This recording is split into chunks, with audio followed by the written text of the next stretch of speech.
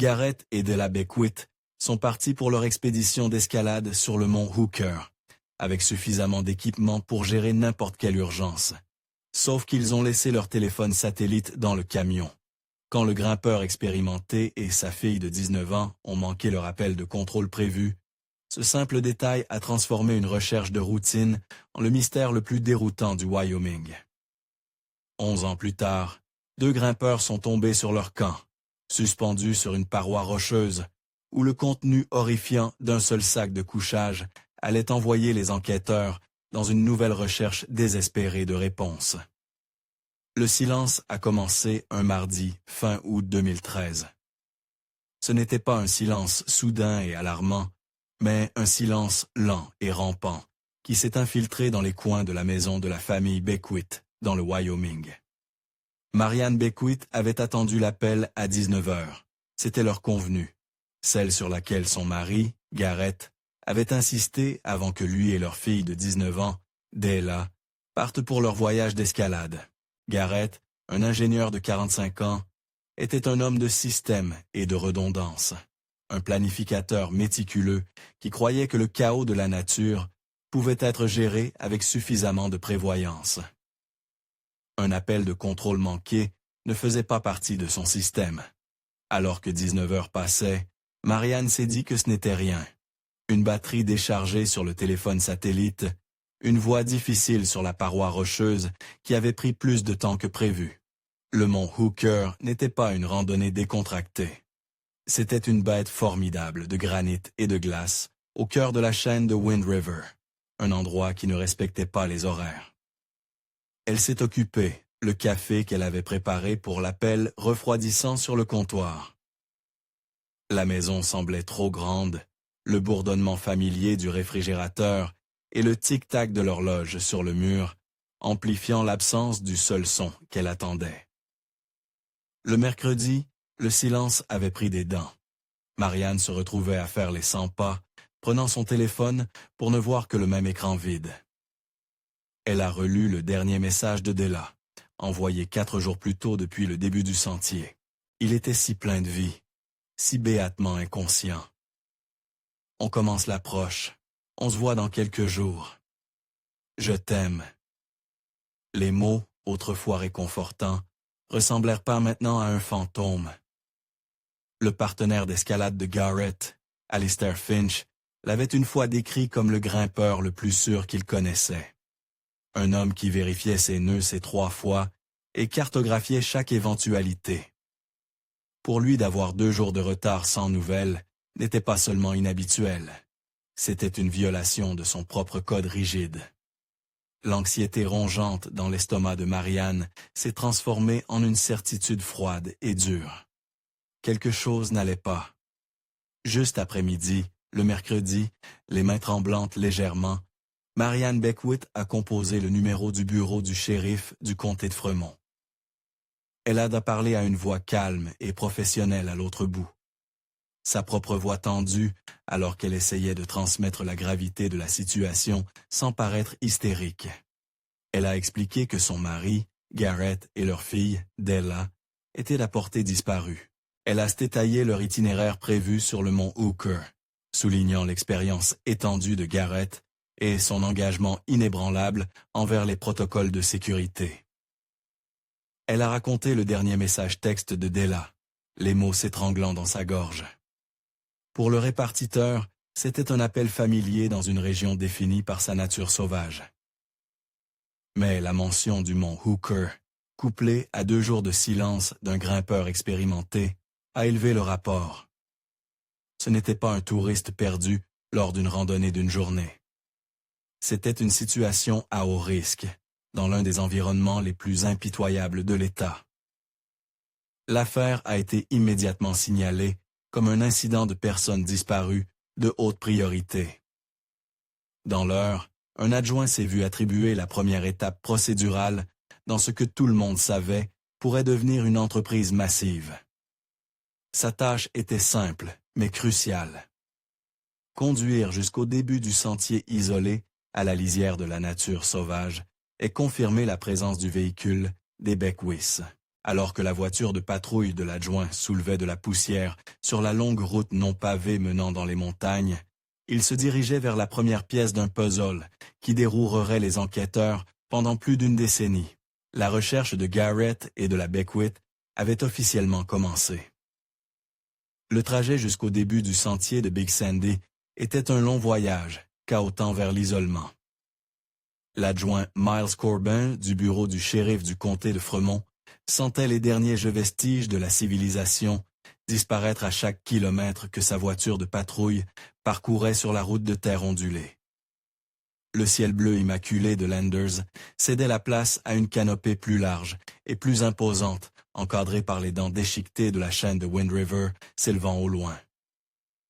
C'était un endroit qui ne semblait pas seulement vide, il semblait ancien et indifférent.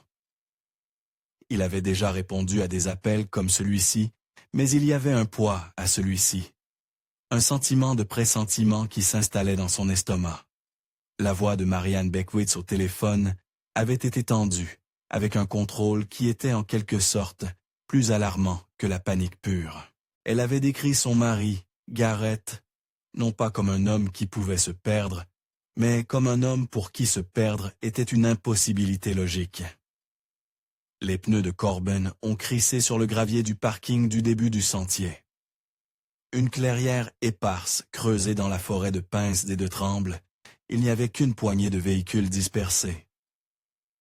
Il a scanné le parking, ses yeux se posant sur un Ford F-150 vert foncé, sa couleur atténuée par un épais film de poussière et de pollen de pin. Il correspondait à la description, il a garé son véhicule de patrouille et est sorti, l'air immédiatement plus mince, plus frais. Le camion était là silencieusement, comme s'il avait été abandonné depuis des semaines. Une fine couche de feuilles de tremble jaune avait commencé à s'accumuler dans la rainure où le pare-brise rencontrait le capot. Il avait exactement l'air qu'il devrait d'avoir. Un véhicule laissé par des gens qui étaient entrés dans la nature sauvage et n'en étaient pas encore sortis. Il a vérifié la plaque. Elle était enregistrée au nom de Garrett Beckwith. Corbin a commencé son inspection de routine, regardant à travers les fenêtres. La cabine était rangée, presque spartiate. Quelques cartes éparses reposaient sur le siège passager, ainsi qu'un guide bien usé de la chaîne de Wind River. Il n'y avait aucun signe de lutte, pas de verre brisé, rien pour suggérer un départ frénétique ou une rencontre violente. C'était parfaitement étrangement normal. Il a essayé la poignée de porte déverrouillée. Ce n'était pas inhabituel ici. La plupart des gens se sentaient le plus en sécurité en laissant leur voiture de déverrouiller qu'en risquant une fenêtre cassée, pour les quelques objets sans valeur laissés à l'intérieur. Corbin a ouvert la porte côté conducteur et s'est penché. Le faible parfum de café rassis et de désodorisant au pain l'a frappé. Il cherchait une note, un itinéraire révisé, n'importe quoi qui pourrait offrir un indice. Ses yeux ont scanné le tableau de bord, la console centrale, puis se sont déplacés vers la boîte à gants. Il l'a ouverte. À l'intérieur, niché entre l'enregistrement du véhicule et un manuel du propriétaire, se trouvaient deux appareils noirs élégants. C'étaient des téléphones satellites. Pendant un moment, l'importance ne s'est pas enregistrée. Puis, une vague froide l'a submergé. Il les a regardés fixement, son esprit se précipitant pour concilier leur présence avec les faits de l'affaire. C'était la bouée de sauvetage, le seul morceau de technologie qui transcendait le manque notoire de services cellulaires de la chaîne. Pour un homme décrit comme un fanatique de la sécurité, un planificateur méticuleux, entreprenant l'une des escalades les plus sérieuses de sa vie avec sa fille, les laisser derrière était impensable. Ce n'était pas seulement un oubli, c'était une erreur catastrophique. Une décision, si fondamentalement, en désaccord avec l'homme que Marianne Beckwith avait décrit, qu'elle jetait tout le récit dans le chaos. Il en a soigneusement pris un. L'écran s'est allumé instantanément, affichant une batterie pleine. L'autre était pareil. Ils n'avaient pas été oubliés parce qu'ils étaient d'un mort. Ils avaient simplement été laissés derrière. Corban a activé sa radio, sa voix plate, ne trahissant rien du choc qu'il ressentait. Il a signalé le véhicule trouvé et a relayé la découverte des téléphones. La réponse, calme du répartiteur, n'a pas fait grand-chose pour apaiser le malaise. Ce seul détail a déplacé tout l'axe de l'enquête. La théorie dominante d'un simple accident d'escalade, une chute, une blessure, semblait maintenant insuffisante. C'était autre chose.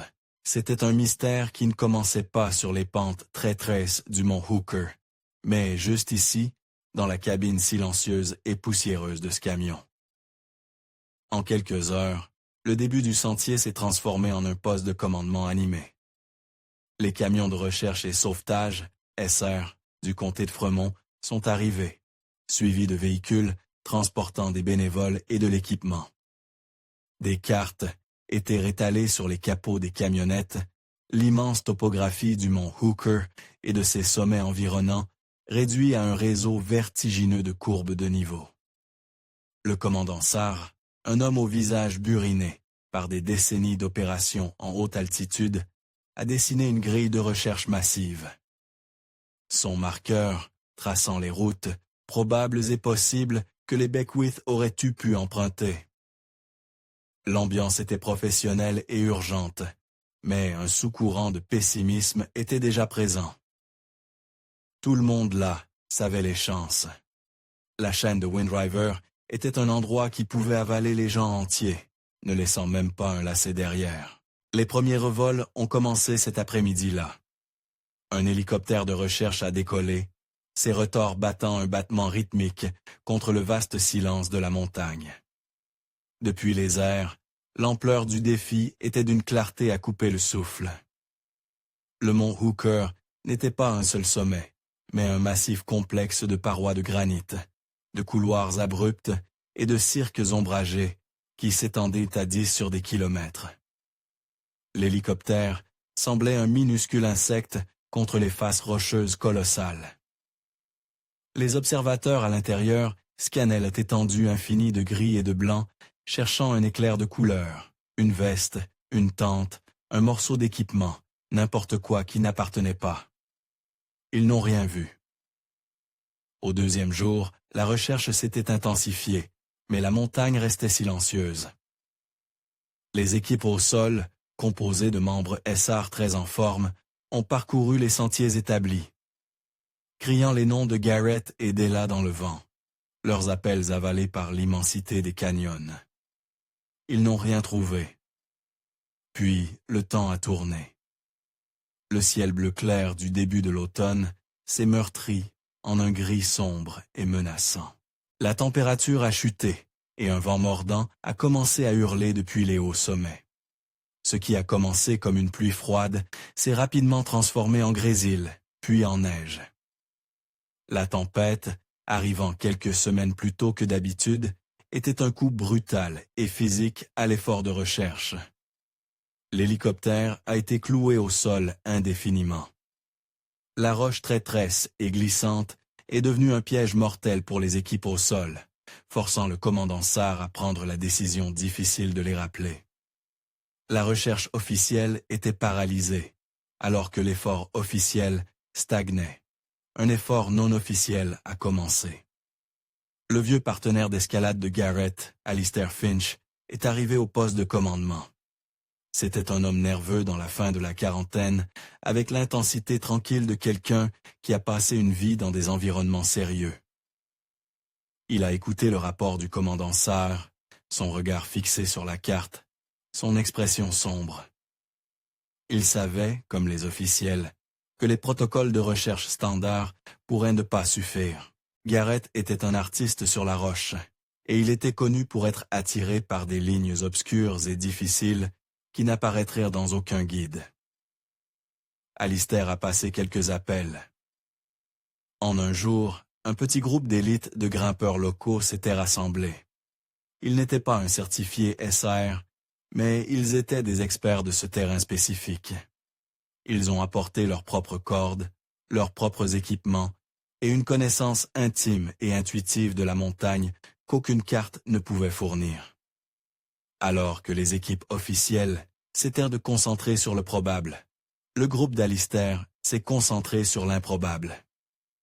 Ils ont épluché les anciens journaux d'escalade de Garrett, que Marianne leur avait apportés, cherchant des notes ou des aspirations. Ils ont ciblé des voies non répertoriées, des faces techniquement exigeantes et des parois éloignées que la recherche officielle avait jugées trop peu probables. Pendant des jours, ils se sont poussés à leurs limites, grimpant dans le froid mordant, leur espoir diminuant avec chaque rebord vide et chaque face de falaise silencieuse. Ils aussi n'ont rien trouvé. Pas un seul mousqueton, pas un brin de corde, pas une empreinte. Après 10 jours, l'annonce officielle est venue. Sans nouvelles pistes, aucun signe des Beckwith et avec les conditions hivernales s'installant rapidement, l'opération de recherche à grande échelle était suspendue. Elle serait réduite à un statut limité et réactif. Le poste de commandement a été démantelé. Les camions sont partis, laissant le parking du début du sentier presque vide, une fois de plus. L'équipe d'Alistair, épuisée et vaincue, a emballé leur équipement en silence. La montagne avait gagné. L'affaire de Garrett aidait la Beckwith, autrefois une opération de sauvetage frénétique, mais s'est maintenant installée dans le calme froid et tranquille d'un dossier de personnes disparues à long terme. La nature sauvage avait récupéré son silence, ne laissant derrière elle que l'image obsédante et inexplicable de 2 téléphones satellites assis complètement chargés dans la boîte à gants d'un camion vert poussiéreux. Les années qui ont suivi la suspension de la recherche ne se sont pas écoulées doucement. Elles se sont déplacées avec une friction lente et grinçante, érodant l'espoir et calcifiant le chagrin. Pour Marianne Beckwith, le temps est devenu un cercle plat. Chaque jour, une répétition du précédent, ancrée à la même absence profonde. La maison de Landert, autrefois remplie de l'énergie vibrante de sa fille et de la présence stable de son mari, est devenue un musée silencieux et méticuleusement préservé d'une vie qui s'était brusquement arrêtée. La chambre de Della est restée intacte, ses affiches sur le mur, une pile de livres sur sa table de chevet. L'atelier de Garrett dans le garage était un témoignage silencieux de son esprit ordonné. Les outils accrochés à leurs crochets désignés, un projet à moitié terminé, serré à son établi.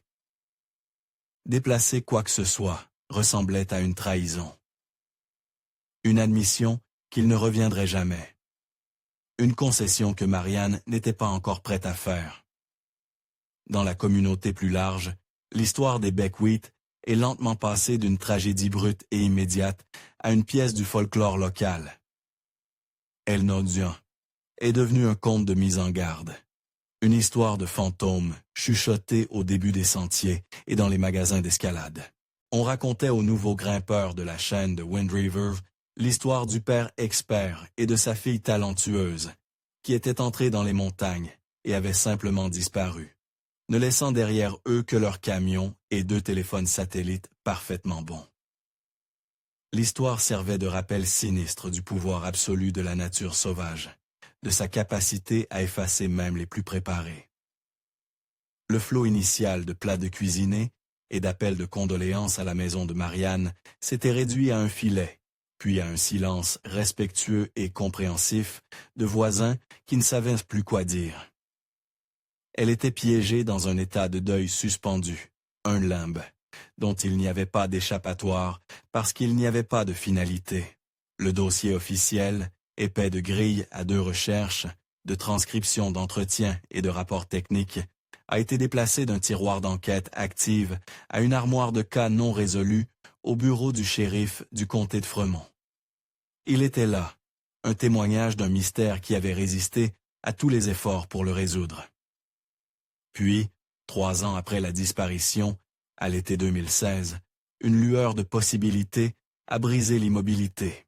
Randonneurs, naviguant hors sentier pour pêcher dans un ruisseau alpin, isolé à plusieurs kilomètres, au sud-est du mont Hooker, a vu un éclat de métal dans l'eau peu profonde et claire.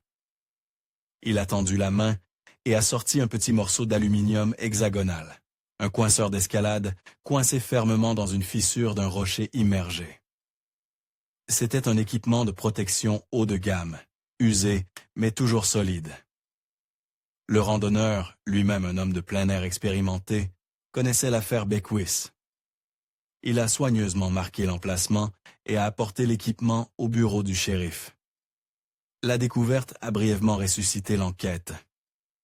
Les nouvelles locales ont diffusé un court segment, montrant une photo du coinceur d'escalade et ressassant les détails de la disparition. Pendant quelques jours, c'était comme en 2013 à nouveau. Le téléphone de Marianne sonnait avec des appels de journalistes. Un détective de l'unité des affaires non résolues a été chargé de faire un suivi.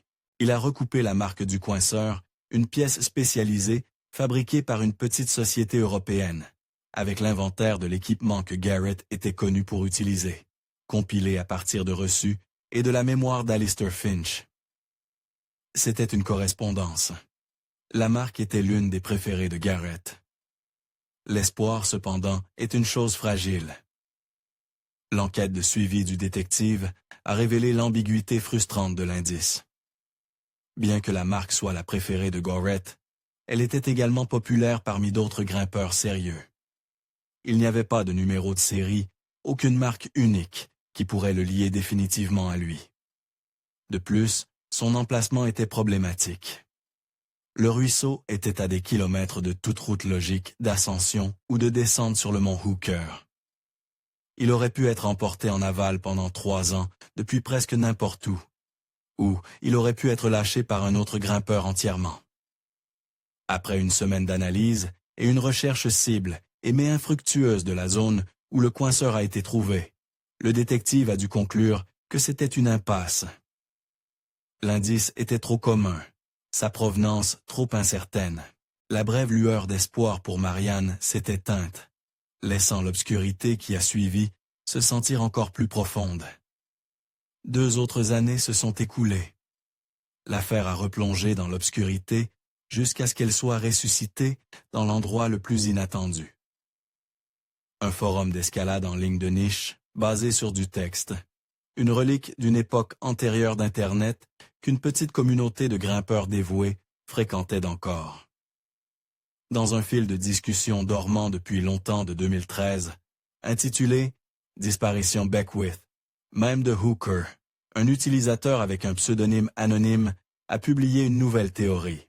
L'utilisateur a souligné que Garrett Beckwith avait contracté un modeste prêt aux petites entreprises d'environ 1 an avant sa disparition.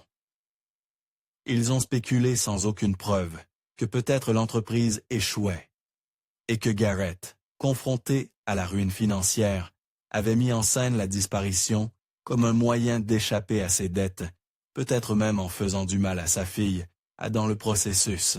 L'accusation sans fondement s'est répandue tranquillement dans la petite communauté en ligne, mais elle a finalement trouvé son chemin vers un blogueur local du Wyoming qui a écrit un article sensationnaliste à ce sujet.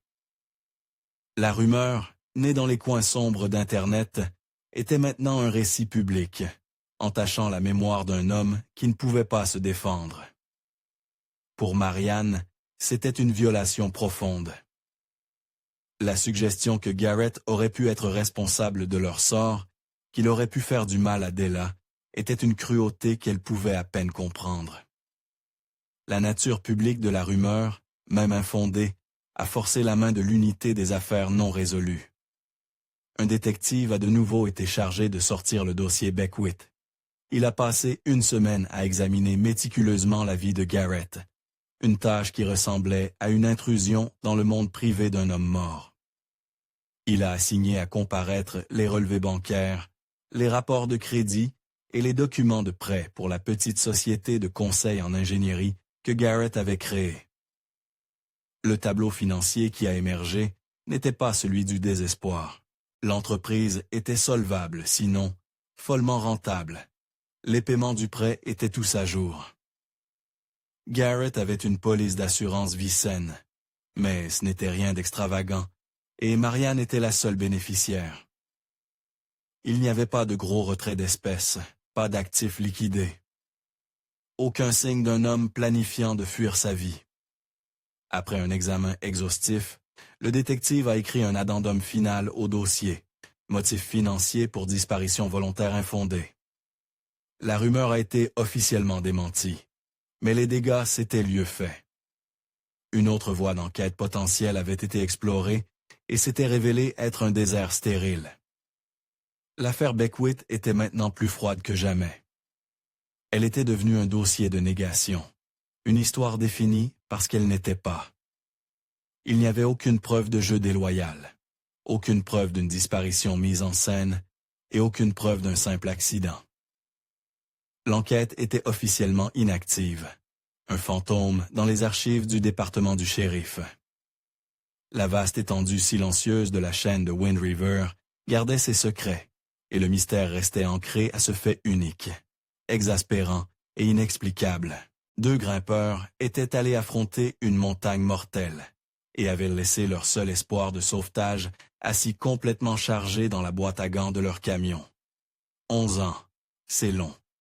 C'est assez long pour que le granit soit décapé par le vent et la glace, pour que les souvenirs s'adoucissent, sa tête se brouille, et pour qu'une affaire non résolue soit enterrée sous le poids de 1000 nouvelles. À la fin de l'été 2024, le mont Hooker restait aussi impassible et monumental que jamais ses secrets serrés dans son cœur de pierre. L'histoire des Beckwiths s'était estompée dans le bruit de fond du folklore du Wyoming. Mais la montagne n'en avait pas fini avec leur histoire.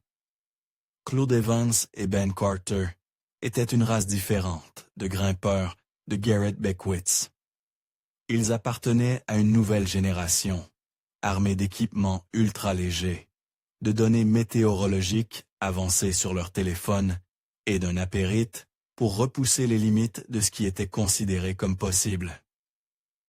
Ils ne cherchaient que pas les voies classiques et établies. Ils étaient des artistes et leur médium était la roche non escaladée. Leur objectif lors de ce voyage était d'établir une nouvelle ligne sur une paroi abrupte et intimidante sur un aspect moins fréquenté du mont Hooker, une face connue pour sa difficulté technique et son manque de caractéristiques évidentes. C'était le genre de projet qui n'offrait aucune gloire en dehors de leur petite communauté dévouée. Seulement la pure satisfaction de tracer une nouvelle ligne sur la carte. Pendant 2 jours, ils avaient été immergés dans le monde vertical. Leur vie était réduite à un rythme de mouvement et d'immobilité. Le grattement du métal sur la roche, le râle de leur propre respiration dans l'air raréfié, la communication silencieuse des tiraillements de cordes et la compréhension partagée et tacite de 2 personnes dont les vies dépendaient l'une de l'autre. L'escalade était dure, plus exigeante qu'ils ne l'avaient prévu. En fin d'après-midi de leur 3e jour, avec le soleil commençant sa lente descente vers l'horizon occidental, ils étaient physiquement épuisés et cherchaient un endroit pour installer leur propre portaledge pour la nuit. C'est Ben qui l'a vu en premier. Il était en tête de cordée, son corps pressé contre le granit de froid, cherchant la prochaine prise. Il s'est arrêté, plissant les yeux. À environ 50 pieds à sa gauche et légèrement au-dessus de lui, il y avait un éclat de métal. Il était une plaquette, rouillée mais indubitable, forée dans la roche. Elle était vieille.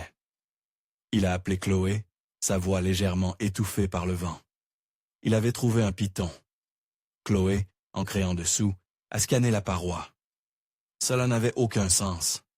Cette face était censée être un territoire vierge. Il l'avait recherché pendant des mois et il n'y avait aucune trace de tentative précédente, réussie ou non. Ben a continué à grimper et quelques minutes plus tard, il a appelé à nouveau. Il en avait trouvé un autre et un autre. Ils formaient une ligne claire, une traversée menant vers une petite alcôve ombragée, une légère indentation dans la paroi massive. Ce n'était pas une ligne d'ascension logique. Cela ressemblait plus à une voie d'évacuation, un endroit où quelqu'un pourrait aller pour sortir d'une tempête, La curiosité, une force puissante chez les gens qui grimpent volontairement des milliers de pieds sur de la roche abrupte, a commencé à l'emporter sur leur épuisement. Un site de bivouac, déjà équipé d'ancrage, était un cadeau, leur épargnant des heures de forage difficiles. Ils ont décidé d'enquêter. La traversée était délicate et exposée, nécessitant toute leur concentration. À chaque mouvement, le sentiment de mystère s'approfondissait. Les pitons étaient de vieux, les plaquettes en acier rouillé d'un orange profond et coléreux, la sangle en nylon sur l'un d'eux blanchi et effiloché par des années d'exposition aux UV. Quiconque les avait placés ici l'avait fait il y a très très longtemps. Alors qu'ils approchèrent de l'alcôve, l'objet de la traversée est apparu. Ce n'était pas seulement un rebord naturel. Suspendu à un réseau complexe de sangles vieillissantes et ancré à la roche, se trouvait un portalège. Il pendait là comme un vaisseau fantôme abandonné, son tissu gris, délavé et taché, battant doucement dans le vent. Une vague de malaise a submergé Chloé. Ce n'était pas seulement un vieux camp, cela ressemblait à un sanctuaire, un endroit figé dans le temps. Ben a atteint le point d'ancrage en premier et s'est sécurisé. Chloé a suivi, les yeux fixés sur l'étrange plateforme silencieuse. Quand elle s'est finalement attachée à côté de lui, ils ont simplement regardé, le vent étant le seul son. Le portalège était une capsule temporelle. Un sac étanche bleu, son plastique cassant et fissuré, était blottique contre la paroi rocheuse. À côté, une bobine de corde d'escalade reposait dans un cercle parfait et net, bien qu'elle soit raide et délavée. Sa gaine blanchie presque blanche. Et à côté de la corde se trouvait un sac de couchage. Il était d'un rouge profond et poussiéreux, et il était zippé presque jusqu'en haut. La scène était profondément inquiétante. Il y avait un sentiment d'ordre, une délibération qui était en contradiction avec l'idée d'un simple abandon. Les gens qui abandonnaient, et une escalade en urgence, ne prenaient généralement pas le temps d'enrouler leurs cordes si soigneusement. Une question tacite planait dans l'air entre eux. Où étaient-elles, les personnes qui possédaient cet équipement? Chloé a ressenti une étrange compulsion, un besoin de comprendre ce qu'elle regardait. Elle s'est détachée de l'ancrage, et s'est soigneusement, testant son poids, abaissée sur le bord du portalège. Le tissu a gémi sous elle, mais le cadre a tenu. L'air sur le rebord était immobile, à l'abri du vent, et il semblait lourd, stagnant. Elle a d'abord atteint le sac étanche, ses doigts effleurant le plastique fissuré. Il était léger, presque vide. Son regard s'est déplacé vers le sac de couchage rouge. Il était partiellement recouvert d'une fine couche de poussière de granit, et une seule mauvaise herbe, tenace, avait réussi à prendre racine dans un pli du tissu. C'était la pièce maîtresse du tableau, l'objet qui contenait le mystère le plus pressant. Vous pouvez voir une petite bosse en haut, là où un oreiller pourrait être. Elle a hésité, un picotement de peur remontant le long de sa colonne vertébrale. Ben l'a regardé, son expression tendue, prenant une profonde fond d'inspiration, clouée à atteindre la fermeture éclair. Elle était raide, corrode par des années d'humidité et de glace. Elle a dû la faire aller et venir, le son grinçant anormalement fort dans le silence de la montagne. Elle a bougé d'un pouce, puis d'un autre. Le tissu a commencé à s'écarter. Elle a d'abord vu des vêtements, une veste polaire enroulée, ce qui expliquait la bosse. Puis, alors que l'ouverture s'élargissait, elle a vu quelque chose en dessous. C'était pâle, presque blanc, et avait une forme lisse et incurvée. Pendant un moment surréaliste, son cerveau a refusé de traiter l'information. Cela ressemblait à un morceau de bois blanchi et sculpté. Puis, la fermeture éclair a cédé de quelques centimètres supplémentaires et l'objet a légèrement roulé sur le côté. 2 orbites sombres et vides fixaient dans le ciel. Un halètement étouffé s'est échappé des lèvres de Chloé. Elle a reculé, son cœur battant contre ses côtes. C'était un crâne. Elle regardait un crâne humain reposant sur un oreiller de vêtements, à l'intérieur d'un sac de couchage, sur un rebord oublié à des milliers de pieds en l'air, sur une paroi rocheuse. Ben, voyant sa réaction, s'est déplacé vers le bord. Il a regardé en bas, son visage pâlissant. « Oh mon Dieu !» a-t-il chuchoté. Les mots emportèrent par le vent. Ils ont regardé dans un silence horrifié. La pleine réalité de la scène s'est abattue sur eux. Ce n'était pas un camp. C'était une tombe verticale, suspendue dans le ciel depuis des années. À l'intérieur de ce sac rouge délavé se trouvait un squelette humain complet. Ils étaient à des kilomètres de la civilisation, accrochés à une paroi rocheuse, à côté des restes d'un grimpeur perdu depuis longtemps. La vaste et belle nature sauvage, qui avait semblé être leur terrain de jeu quelques instants auparavant, ressemblait maintenant à un prédateur vaste et menaçant. Le choc a cédé la place à un sens froid et lucide du devoir, leur formation prenant le dessus. Ils savaient qu'ils ne pouvaient rien toucher d'autre. C'était une scène de crime, ou du moins, une scène de mort qui devait être enquêtée. Chloé a sorti son téléphone. Ses mains tremblaient, mais elle s'est forcée à être méthodique. Elle a pris des photos sous tous les angles possibles, capturant le porte-à-ledge, l'équipement, le sac de couchage et le contexte plus large de la paroi rocheuse. La lueur numérique brillante de l'écran du téléphone semblait profane dans cet endroit ancien et solennel. Ben a vérifié son propre appareil, trouvant les coordonnées GPS et prenant une capture d'écran. Il n'y avait pas de service cellulaire. Ils étaient complètement seuls avec leur découverte. Le soleil touchait maintenant l'horizon, peignant le ciel de traits brillants d'orange et de violet. La beauté du coucher de soleil ressemblait à une cruelle plaisanterie. Ils devaient descendre, mais la pensée de passer la nuit là, même à 100 pieds de distance, était insupportable. Ils ont pris la décision difficile de commencer la longue descente technique dans la lumière déclinante. Le voyage de descente était une épreuve tendue et silencieuse. Chaque rappel, chaque vérification d'ancrage était effectuée avec une concentration sombre et mécanique. Le bavardage normal et facile entre eux avait disparu, remplacé par un lourd silence, rempli de l'image de ces 2 orbites vides, regardant depuis le sac de couchage. La montagne, qui avait été une source de joie et de défi, semblait maintenant hantée. Ils n'étaient en plus seulement des grimpeurs, ils étaient en des messagers, portant un terrible secret, hors de la nature sauvage. Ce n'est que 24 heures plus tard, après une nuit sans sommeil bivouaquée sur un rebord inférieur et une descente finale épuisante, qu'ils ont finalement trébuché hors de la forêt et dans le parking du début du sentier de Big Sandy. Leurs jambes tremblaient en d'épuisement, leurs esprits engourdis par ce qu'ils avaient vu. Chloé a trouvé une seule barre de service cellulaire. Ses doigts ont attonné en composant le 911, sa voix se brisant alors qu'elle prononçait les mots qui allaient enfin, après 11 ans de silence, rouvrir l'affaire froide et oublier des Beckwith. « Nous sommes au mont Hooker », a-t-elle dit.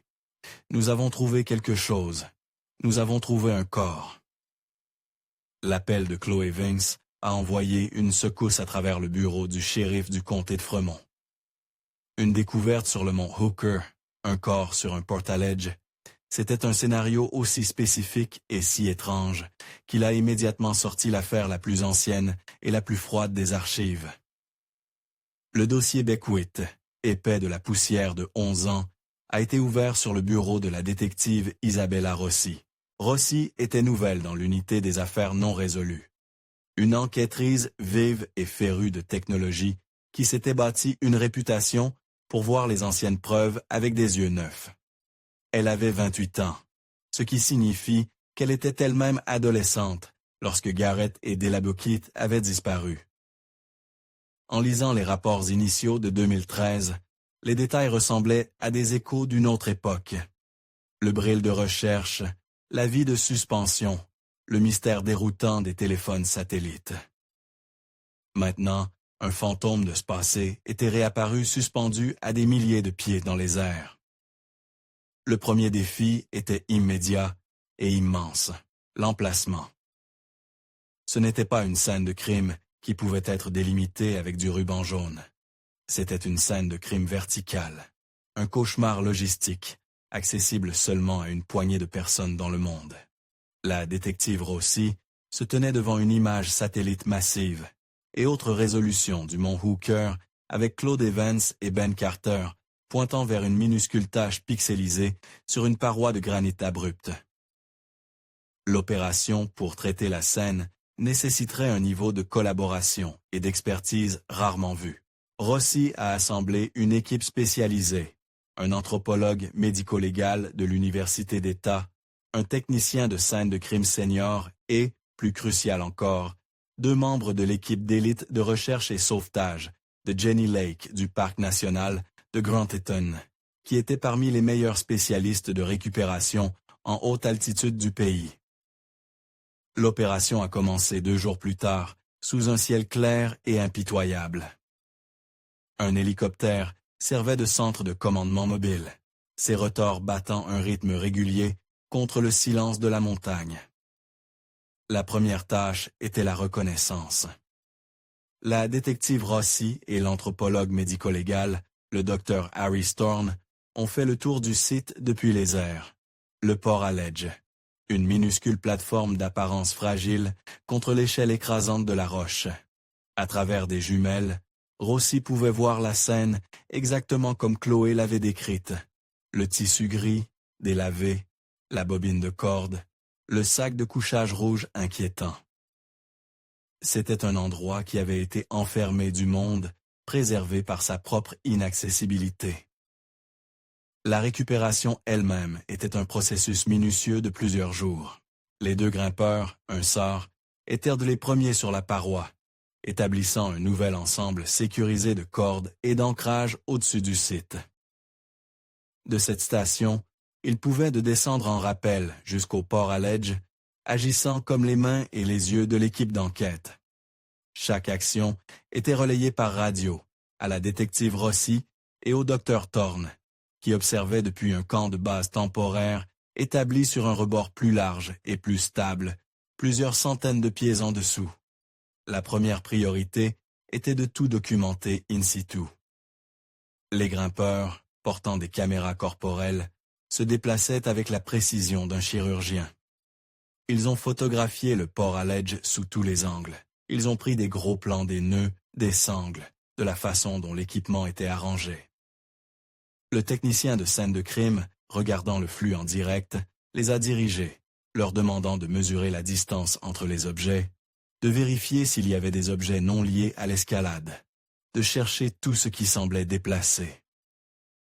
L'inventaire de l'équipement était le premier ensemble d'indices. Les noms de marques et les modèles des mousquetons, des coinceurs et des cordes ont été méticuleusement enregistrés. Un recoupement rapide avec le dossier de 2013 l'a confirmé. C'était l'équipement de Garrett et Della Bucket. Un article était visiblement absent, le harnais d'escalade personnel de Garrett. Celui de Della était là, groupé avec d'autres équipements, mais le sien avait disparu. C'était un détail significatif, suggérant qu'il avait quitté le rebord en le portant. Ensuite, ils ont tourné leur attention vers le sac de couchage rouge. Les grimpeurs ont noté quelque chose que Chloé et Ben avaient manqué dans leur choc. Le sac ne reposait pas simplement sur la plateforme. Il était délibérément et solidement attaché au cadre du porte-à-ledge avec 2 courtes longueurs de cordelettes nouées avec un nœud de grimpeur. C'était un acte conscient. Ce n'était pas un arrangement temporaire. Il était conçu pour s'assurer que le sac de couchage et son occupant ne seraient pas délogés par les vents féroces qui balayaient régulièrement la paroi rocheuse. C'était un acte de soin de préservation. La documentation terminée, la phase la plus délicate a commencé. La récupération des restes. Le Dr Thorne a guidé les grimpeurs par radio à travers le processus. Le squelette, blanchi par 11 ans de soleil et de vent, était incroyablement fragile. Les grimpeurs ont soigneusement coupé les sangles, fixant le sac de couchage, puis ont doucement manœuvré tout le sac dans un conteneur de récupération spécialisé et rigide qu'ils avaient descendu d'en haut. Le sac étanche bleu et la corde enroulée ont été collectés séparément. Le porte-à-ledge entier a ensuite été minutieusement démonté, chaque sangle et poteau, étiqueté et emballé. Enfin, l'hélicoptère a exécuté une série de levages d'allons ligne, a coupé le souffle, transportant par voie aérienne les précieuses preuves de la paroi rocheuse à une zone de rassemblement dans la vallée en dessous. De retour dans l'environnement contrôlé du laboratoire médico-légal de l'État, l'enquête s'est poursuivie. Le contenu du sac étanche bleu a été examiné. Un filtre à eau, une petite trousse de premiers soins presque vide et plusieurs paquets de repas lyophilisés vides. Il n'y avait pas de journal, pas de notes, pas de message final laissé derrière. L'attention s'est ensuite tournée vers les restes. Le docteur Thorne a commencé son examen méthodique. Les dossiers dentaires ont été apportés par avion du dentiste de famille des Beckwith. En quelques heures, il avait une identification positive. Le squelette trouvé sur le porte-à-ledge était celui de Della Beckwith, 19 ans. Alors que le docteur Thorne poursuivait son travail, il a fait la découverte qui fournirait enfin une explication concrète pour la scène sur le rebord. En examinant les os de la jambe inférieure, il l'a trouvé, une fracture grave et complexe du tibia droit. La fracture était catastrophique, une fracture dans spirale avec des preuves d'un déplacement important. Il a expliqué à la détective aussi qu'une telle blessure aurait été atrocement douloureuse et complètement immobilisante. Il n'y avait aucun moyen pour Della de mettre du poids sur cette jambe, encore moins d'effectuer les mouvements complexes et athlétiques nécessaires pour descendre une paroi rocheuse technique. Elle avait été piégée. Les preuves peignaient maintenant une image claire et déchirante. Della avait subi un terrible accident, une chute qui avait brisé sa jambe. Garrett, son père expérimenté, avait fait tout ce qu'il pouvait. Il avait établi un camp sécurisé sur le rebord le plus protégé qu'il pouvait trouver. Il avait placé sa fille blessée dans le sac de couchage, l'avait attachée à la plateforme pour la garder en sécurité et lui avait laissé leurs provisions restantes. Puis, avec son propre harnais, il était parti, vraisemblablement, pour entreprendre une mission désespérée, en solo pour obtenir de l'aide.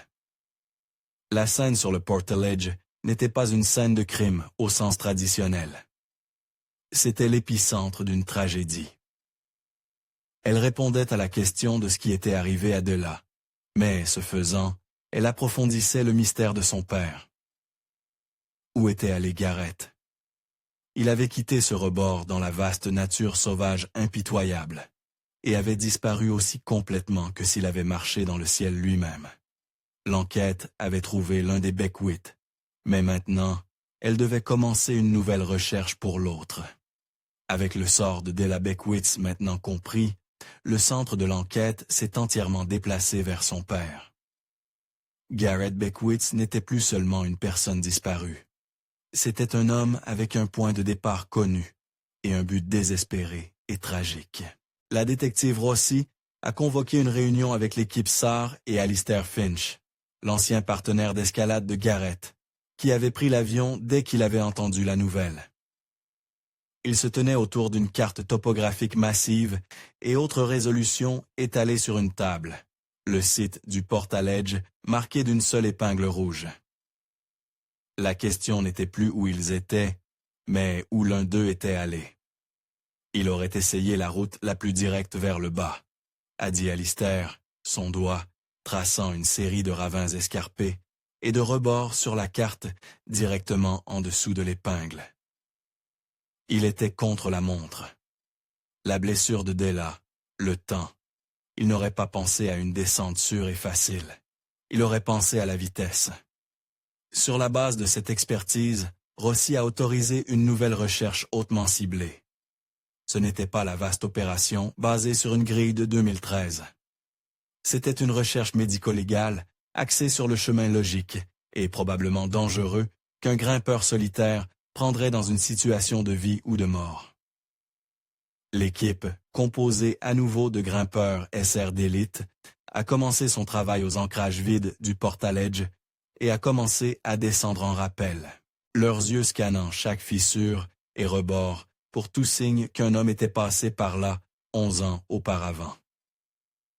Pendant 2 jours, ils n'ont rien trouvé. La roche était propre, essuyée par une décennie de tempêtes. Puis, le 3e jour, un chercheur a fait une découverte. À environ 500 pieds, directement en dessous du camp, niché dans un ravin étroit, strié d'eau, il a trouvé un seul ancrage rouillé, un piton enfoncé profondément dans une fissure capillaire. C'était un équipement de style ancien, le genre qu'un grimpeur n'utiliserait que lorsqu'aucune autre forme de protection n'était disponible. Il correspondait au millésime de l'équipement récupéré du portaledge. Une vague d'excitation a traversé le poste de commandement. C'était ça. C'était le chemin de Garrett. Il avait été ici. Le piton marquait sa descente. Les espoirs montaient qu'il se retrouvait à proximité, peut-être à la base d'un rappel difficile. L'équipe de recherche a redoublé d'efforts, fouillant méticuleusement le ravin et les champs d'éboulis en dessous. Ils ont passé une autre journée complète à peigner la zone, leur optimisme s'écoulant lentement avec le soleil couchant. Le piton ne menait nulle part. C'était un indice unique et isolé dans une mer de granit. Au-delà, il n'y avait aucun autre signe de son passage. Pas de mousqueton tombé, pas de morceaux de vêtements déchiquetés, rien. C'était une autre impasse frustrante. Une seule phrase dans une histoire, avec la page finale déchirée. La recherche officielle a de nouveau été annulée.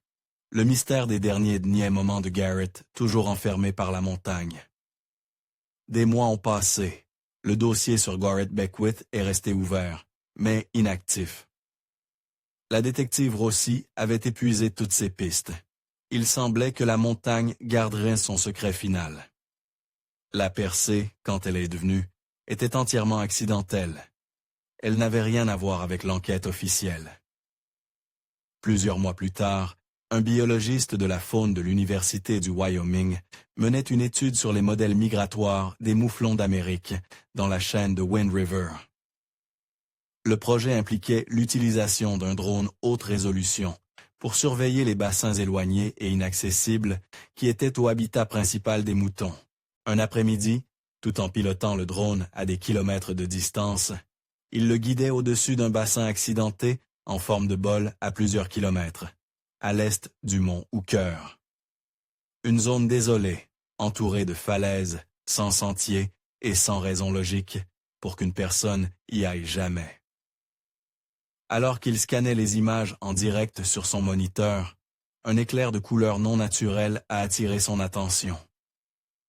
C'était une minuscule tache de bleu délavé contre le gris et le brun du terrain rocheux. Il a manœuvré le drone plus près, abaissant son altitude. L'image s'est résolue en lambeaux de tissu déchirés, accrochés à un buisson épineux à la base d'une haute falaise abrupte. En panoramique de la caméra, il a vu autre chose éparpillée parmi les rochers à proximité. Des objets palais et blancs qui ressemblaient de manière troublante à des os. Il connaissait les histoires, il connaissait l'affaire Beckwith. Il a soigneusement sauvegardé les données GPS du drone et les journaux de vol, et a immédiatement contacté le bureau du shérif du comté de Fremont. La détective Rossi a ressenti une montée d'adrénaline familière. Elle a dépêché une équipe, y compris elle-même et le docteur Harry Storn, par hélicoptère aux coordonnées fournies par le biologiste. L'atterrissage à proximité était impossible, donc l'équipe a dû être descendue par longues lignes dans le bassin. Au moment où leurs bottes ont touché le sol, ils savaient. Le bassin était un piège naturel entouré sur 3 côtés de falaises infranchissables. La scène était sinistre. 11 ans de temps rigoureux et d'activité animale avaient défait des ravages. Les restes étaient dispersés, fragmentés. Le tissu bleu en lambeaux provenait d'un coup de vent, son matériau pourri et faible. Le docteur Storn a commencé le lent et sombre travail de récupération. Il était immédiatement clair qu'une identification ADN complète à partir des fragments d'os dégradés serait difficile, voire impossible. Les restes étaient cependant cohérents avec ceux d'un homme adulte de la taille et de la carrure de Garrett. Pendant un moment, il a semblé qu'un lien définitif pourrait leur échapper, laissant le sort de Garrett dans un état d'incertitude perpétuelle. Puis, un membre de l'équipe de récupération, tamisant le sol près de l'endroit où les plus gros fragments d'os ont été trouvés, a vu un éclat de métal. Ce n'était pas de l'équipement d'escalade. Il a soigneusement brossé la saleté pour révéler une petite plaque de titane de forme unique, du type utilisé en chirurgie maxillofaciale. Elle était pliée et rayée, mais intacte. La détective Rossi a senti son cœur s'accélérer. Elle se souvenait d'un détail de son examen initial du dossier, une ligne dans l'entretien original de Marianne Beckwith. Elle avait mentionné que Garrett s'était fracassé la mâchoire dans un accident de vélo environ 15 ans auparavant et avait nécessité une chirurgie extensive. Rossi a passé un appel. En quelques heures, les anciens dossiers dentaires et chirurgicaux de Garrett étaient faxés au bureau du médecin légiste de l'État. Ils comprenaient des diagrammes détaillés et des spécifications de la plaque de titane qui avait été utilisée pour reconstruire sa mâchoire. L'après-midi suivant, la confirmation est venue. La plaque trouvée dans le bassin éloigné était une correspondance parfaite. Il n'y avait aucun doute. Après 11 ans, Garrett Beckwith avait été trouvé. Son dernier lieu de repos n'était pas au bas d'une voie d'escalade, mais à des kilomètres de là, à la base d'une falaise sur laquelle il n'avait probablement jamais eu l'intention d'être. L'emplacement racontait le dernier chapitre tragique de son histoire. Il n'avait pas seulement chuté, il s'était profondément perdu. Dans sa course désespérée et à enjeu élevé contre le temps, probablement désorienté par une blessure, le temps ou l'obscurité, il s'était éloigné du chemin de descente logique, se retrouvant dans une partie de la nature sauvage d'où il n'y avait pas d'échappatoire. Ces derniers moments n'étaient pas un risque calculé, mais une erreur fatale, née du désespoir et de l'amour. La découverte des restes de Garrett Beckwith a mis fin à la longue et angoissante recherche, mais elle n'a pas apporté une simple fermeture. Au lieu de cela, elle a offert d'une théorie reconstituée à partir d'os fracturés, d'un python rouillé et du témoignage silencieux d'une tombe verticale. La conclusion officielle, inscrite dans le rapport final par la détective Isabella Rossi, était celle de tragédie en cascade, une histoire d'amour et de désespoir jouée sur une scène de granit impitoyable. La théorie dominante, acceptée par les enquêteurs et par Marianne Beckwith elle-même, était aussi logique que déchirante.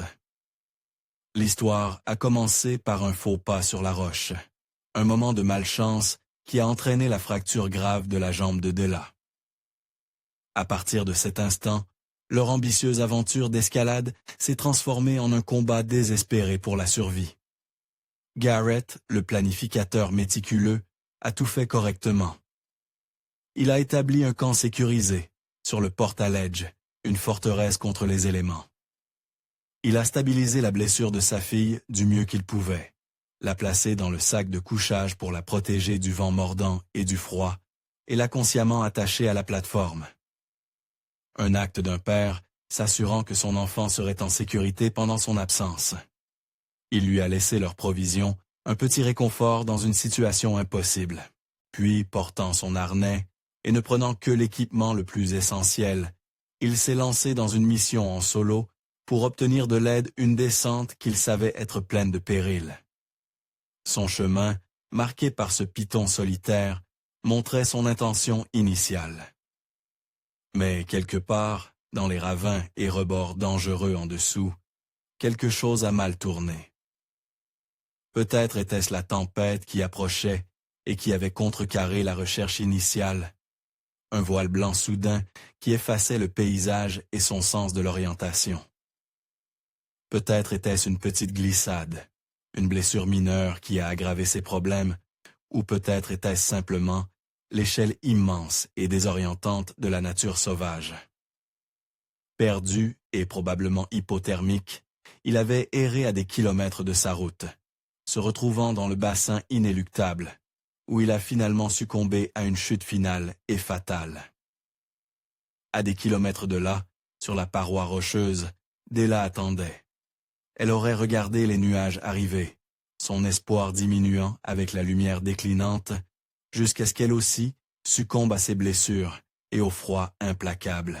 C'était une histoire sans méchant, une tempête parfaite de malchance et de l'indifférence brutale de la nature. Pourtant, même avec ce récit, une question restait, suspendue dans l'air comme un accord non résolu. C'était la question qui avait hanté l'affaire dès le premier jour, le détail qui l'élevait d'une simple tragédie à un mystère profond. Pourquoi les téléphones satellites avaient-ils été laissés dans le camion? C'était le défaut central et inexplicable dans une chaîne d'événements par ailleurs logique. Était-ce un simple oubli humain? Un moment de confiance excessive d'un grimpeur expert qui croyait avoir transcendé le besoin de telles précautions sur une montagne familière? Ou avait-il été intentionnellement laissé derrière pour une raison qui resterait à jamais inconnue? Cette seule décision, apparemment mineure, prise dans le calme du parking du début du sentier 11 ans plus tôt, était le point de pivot fatal. C'était l'erreur qui avait supprimé toute chance d'un résultat différent. L'erreur silencieuse qui avait mis en mouvement une chaîne d'événements dont il n'y avait pas de récupération. La réponse à cette question était enterrée avec Garrett et Della, laissant un trou impossible à combler au centre de l'histoire. Pour Marianne Beckwith, les découvertes finales ont apporté une paix brutale. Le limpe de ne pas savoir, une forme unique et tortueuse de deuil, était terminée. Elle était maintenant veuve et mère qui avait perdu son unique enfant, mais elle n'était plus l'épouse et la mère des disparus. Elle pouvait enfin ramener Garrett et Della à la maison. Un petit service privé a été organisé, elle a enterré les restes de sa fille et les morceaux fragmentés et récupérés de son mari côte à côte. L'histoire avait une fin, même si elle était incomplète.